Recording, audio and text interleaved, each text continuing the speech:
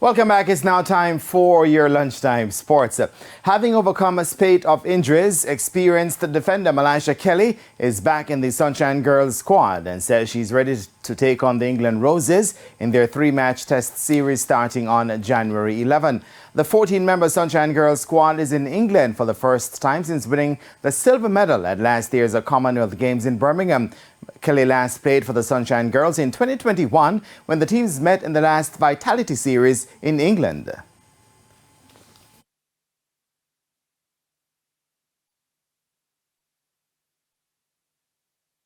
Definitely, I am in good shape. I'm still, because of the COVID period, I haven't been having gameplays much. So this series should be a priority in terms of getting out there, getting on court, and just showing what I have been working on. Meanwhile, Crystal Plummer and Abigail Sutherland are on their first trip to England to represent the Sunshine Girls. Well, I am looking to perform extremely well. With the push from my teammates and my family, I feel that I will have the passion to continue doing well as usual. I'm pretty excited, just going out there and showing my talent. It's just about exposure and experience and having fun with the ladies out on court. The series will get underway in Manchester on January 11 at the AO Arena before the teams travel down to the Copper Box Arena in London for games on January 14 and 15. The two sides last met in 2021 when the Roses came out on top with a 2-1 series win, their first series win over the Sunshine Girls since 2013.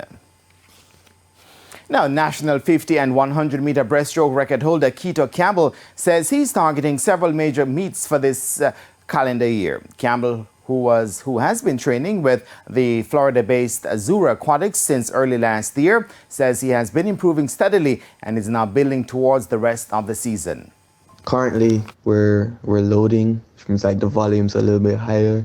I don't like the long volumes. I don't like swimming 6K, but it's how it is. And for the 2022 to 2023 season, I'll be focusing on the Puerto Rico Open, World Championships, and Pan Am Games. I'd have to use the Puerto Rico Open to qualify for the Pan Am and World Championships, but I'm fairly confident that I'll hit the times.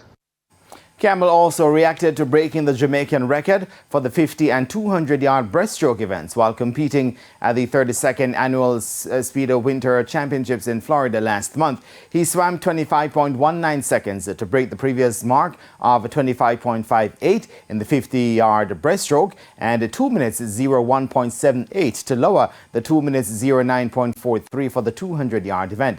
I only really wanted the 50. Because like I saw an article that came out about me being close to the 50, and I was like, yo, if I swam 1 millisecond slower than I might as well. You know, it's right there. Like I'm kind of upset with myself because I see that I was also close to the 100 and I got the 200 run.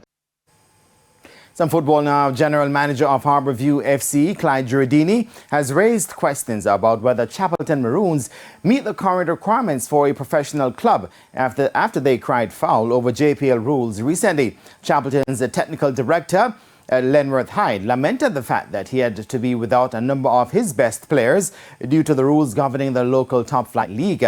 The Clarendon-based team used 14 amateur players to qualify for the JPL, but in the top-tier competition, only 5 are allowed to line up on the field on any given match day.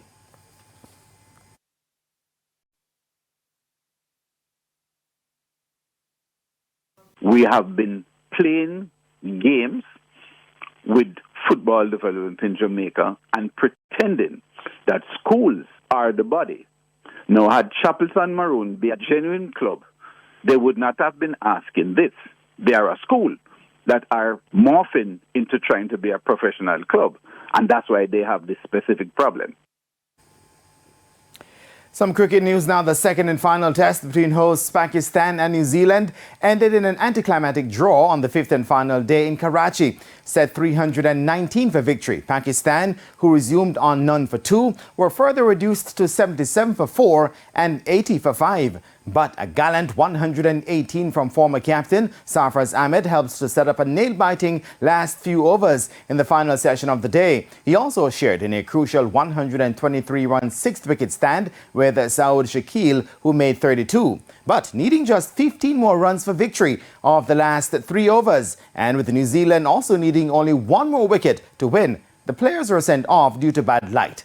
With no further play, Pakistan ended on 304 for 9 in their second innings reply. Aga Salman also made 30 as Michael Bracewell ended with 4 for 74 for the Kiwis. The result meant the 2-match series ended 0-all. So scores in the match: New Zealand 449 and 277 for 5 declared. Pakistan 408 and 304 for 9. The teams now turn their attentions to the 3-match ODI series starting on January 9.